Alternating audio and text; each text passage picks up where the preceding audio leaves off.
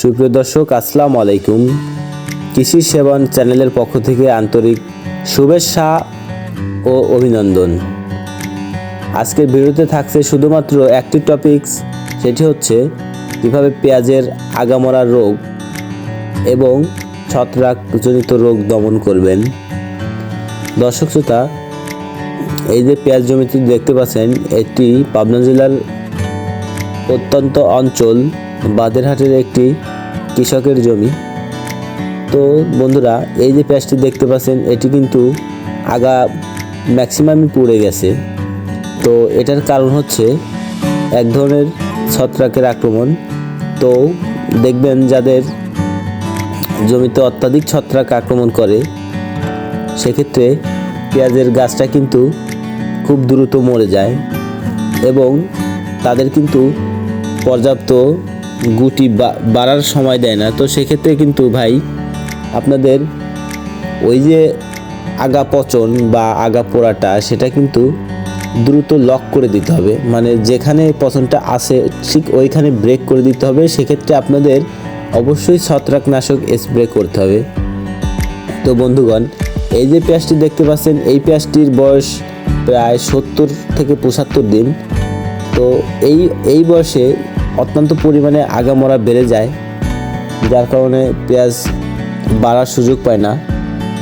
তো বন্ধুগণ, এই যে পেঁয়াজের শেপটা, এই শেপ থেকে কিন্তু খাদ্য নিচের দিকে এই মুহূর্তে চলে যায়, যার কারণে পেঁয়াজের কন্দটা দ্রুত বৃদ্ধি হয়।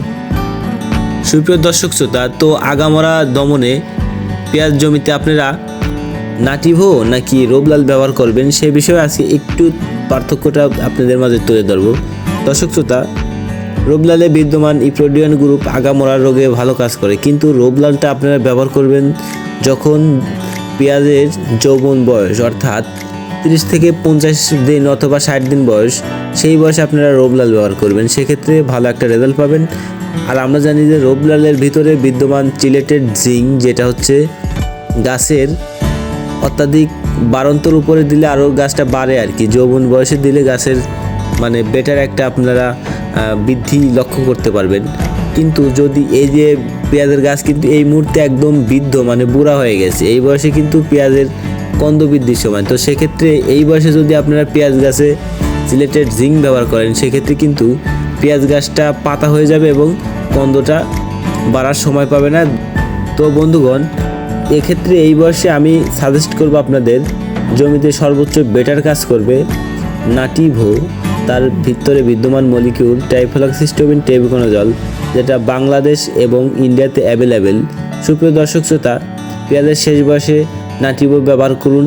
ব্যবহার করলে এতে আপনাদের পেঁয়াজের আগাপচন চলে যাবে, পার্পল ব্লস খুব ভালোভাবে দমন করবে। তো বন্ধুগণ, শেষ বয়সে আমি আবারও বলছি, নাটিভো 40 গ্রাম 1 বিঘা জমিতে স্প্রে করুন। এতে আপনাদের সর্বোচ্চ একটি পেঁয়াজের সুরক্ষা দিয়ে থাকবে। তো নাটিভোর সিস্টেমিক গুণ ক্ষমতা সম্পন্ন হয়, এটি আপনাদের জমিতে দীর্ঘস্থায়ী একটি সুরক্ষা প্রদান করবে। দর্শক শ্রোতা, আমি মনে করি পার্পল ব্লস বা আগামরা রোগ এর জন্য ইপ্রোডিয়ন গ্রুপের রোবলাল থেকে নাটিভো সব থেকে বেটার কাজ করবে। এই যে শেষ বয়সে যে স্প্রেটা করবেন, এই জন্য আর কি শুধু। তো বন্ধুগণ, আজকের ভিডিও এ পর্যন্তই। ভিডিওটি ধৈর্য সহকারে দেখার জন্য সকলকে ধন্যবাদ।